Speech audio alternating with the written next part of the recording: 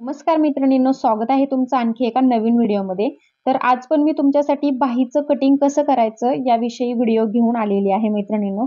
कारण की एका ताईची मला कमेंट आलेली होती की 4.5 इंचाच्या बाहीचं कटिंग कसं करायचं हे दाखवा. म्हणून खास त्यांच्यासाठी मी हा व्हिडिओ तुमच्याशी शेअर करत आहे. आणि हा व्हिडिओ बनवताना मी तुम्हाला बाहीसाठी कोणती मापे लागतात आणि मापाच्या ब्लाऊजवरून बाहीची मापे कशी घ्यायची असतात, म्हणजे आपली बाही आहे ती परफेक्ट येते, कुठेही बाही आपली कमी पडत नाही, हे सर्व काही डिटेलमध्ये व्हिडिओमध्ये सांगितलेलं आहे. त्याच्यामुळे व्हिडिओ स्किप करू नका, शेवटपर्यंत नक्की बघा. तर इथे बघा, हा मापाचा ब्लाऊज मी घेतलेला आहे. तर याची बाहीसाठी मापे कोणती लागतात ते आपण सर्वात अगोदर लिहून घेऊया. तर इथे मी बाहीची उंची लिहून घेते. ती घेणार आहोत आपण 4.5 इंच.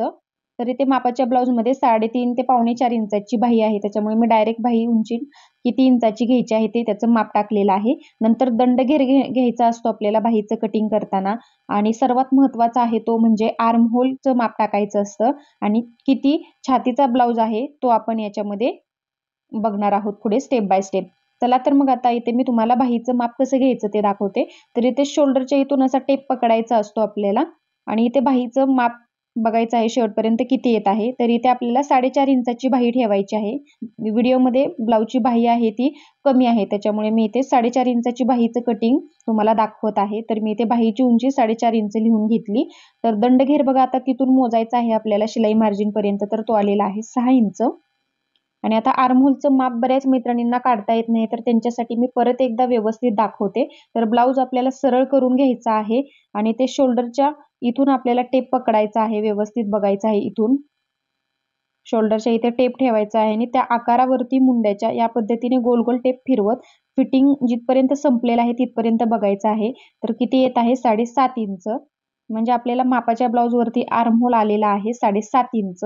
तर हे माप आहे ते बाहीच्या फिटिंगसाठी खूप इम्पॉर्टंट असतं मैत्रिणींनो. आणि इथे हुकाच्या साईडने फिटिंगपर्यंत या पद्धतीने छाती मोजली तर त्याचा चौथा भाग आलेला आहे, बघू शकतो, छातीचा 9 इंच. म्हणजे 36ची छाती आहे आपली. ठीक आहे. तर बाहीची मापे कशी काढायची हे तुम्हाला समजले असतील. तर इथे पुढे स्टेप बाय स्टेप आता आपण पेपर कटिंग कसं करायचं ते बघूया. तर इथे डबल फोल्डमध्ये मी पेपर घेतलेला आहे मैत्रिणींना, बघू शकता. तर बाहीची घडी किती टाकायची असते, बऱ्याच मैत्रिणींचा प्रश्न असतो. तर इथे बघा, आर्महोल किती घेतलेला आहे आपण? 7.5 इंच घेतलेला आहे. तर त्याच्यात 1 इंच प्लस करायचं आहे तुम्हाला सर्व साईजसाठी, बघू शकता या पद्धतीने. आता 7.5 इंच आपण आर्महोल मोजलेला होता ब्लाऊजवरती, त्याच्यात 1 इंच प्लस केलं तर आलं 8.5 इंच.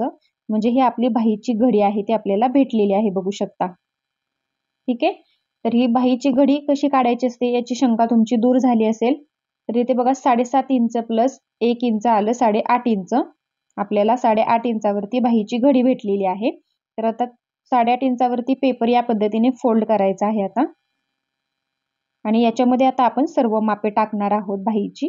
ठीक आहे. तर तो एक्स्ट्राचा पेपर आहे तो आता मी ते कट करून घेते. 8.5 इंचावरती मी बरोबर पेपर फोल्ड केलेला आहे आणि एक्स्ट्राचा पेपर इथे मी कट करून घेतला.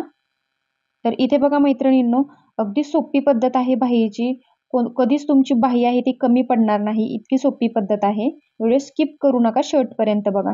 तर इथे बघा, बाहीची रुंदी आपण किती घेतली? 7.5 इंच आर्महोल आलेलं होतं, त्याच्यात 1 इंच प्लस केलं तर 8.5 इंच आलं. ठीक आहे. आता बाहीची उंचीमध्ये काय बदल करायचे असतात ते बघूया. तर बाहीची उंची आहे 4.5 इंच आणि त्याच्यात आपल्याला 1 इंच प्लस करायचं आहे शिलाई मार्जिनसाठी. ठीक आहे. तर ही अस्तरची बाही तुम्हाला मी दाखवत आहे, त्याच्यामुळे आपण 1 इंच शिलाई मार्जिन प्लस केलेला आहे. जर तुम्ही बिना अस्तरची बाही जर कट करत असाल तर तुम्हाला 2 इंच प्लस करायचं आहे पूर्ण उंचीमध्ये. ठीक आहे. तर इथे बघा, 4.5 इंच प्लस 1 इंच आलं 5.5 इंच. या पद्धतीने मी मार्किंग करून घेतलं आणि आता उंचीची रेषा आहे ती मी इथे आखून घेते.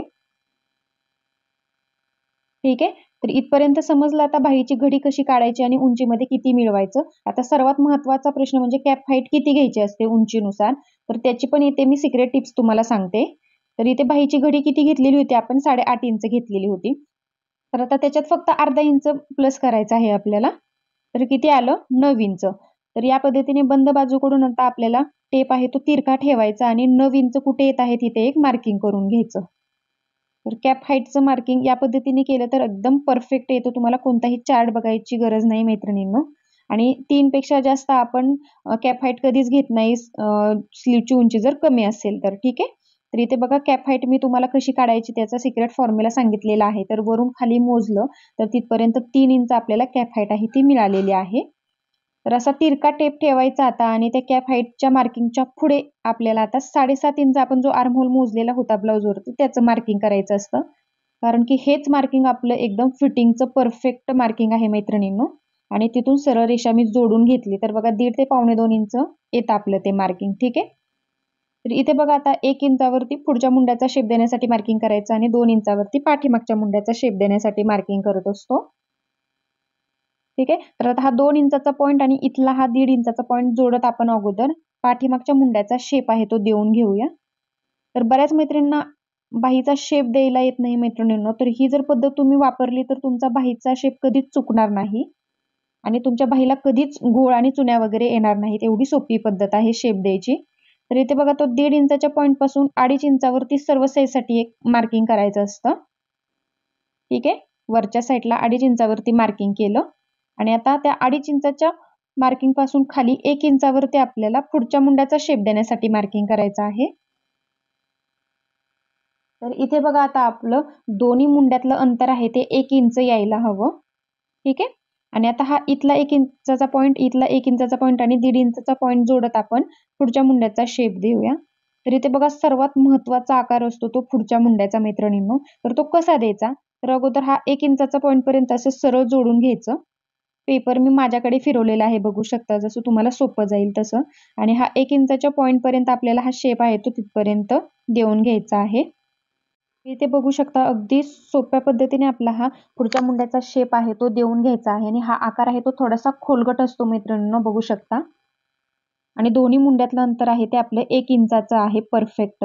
याने आपल्या बाहीला कुठेही घूळ वगैरे येत नाही. मी परत एकदा सांगत आहे, एकदा ही स्लीव्स ट्राय करा आणि नंतर मग मला कमेंटमध्ये सांगा कशी झाली ते. तर इथे बघा आता दंडघेराचं मार्किंग करायचं आहे आपल्याला. तर दंडघेर आहे 6 इंच आणि त्याच्यापुढे तुम्ही 1.5 इंच, 2 इंच तुमच्या आवडीनुसार मार्जिन आहे ते घेऊ शकता, शिलाई मार्जिन. या पद्धतीने मी 2 इंचावरती मार्किंग केलं आणि आता ही फिटिंगची रेषा आहे ती इथे मी आखून घेतली. मैत्रिणींनो, आजपर्यंत तुम्ही बाहीचे व्हिडिओ खूप बघितले असतील, पण एवढं डिटेलमध्ये तुम्हाला कोणीच सांगणार नाही.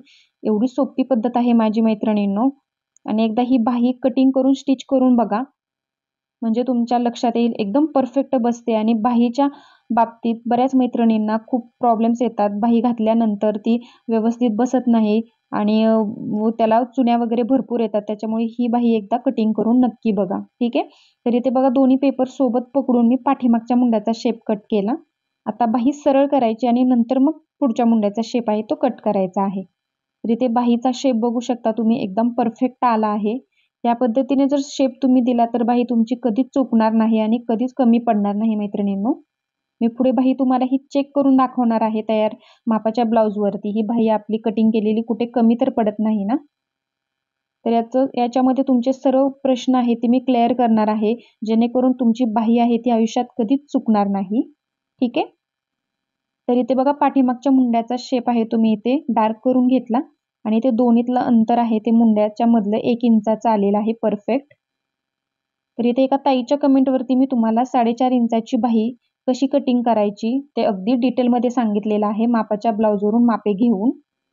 आणि याच्यामध्ये काही समजलं नसेल तर मला कमेंटमध्ये नक्की विचारत चला. तर आता ही बाही मी तुम्हाला चेक करून दाखवते.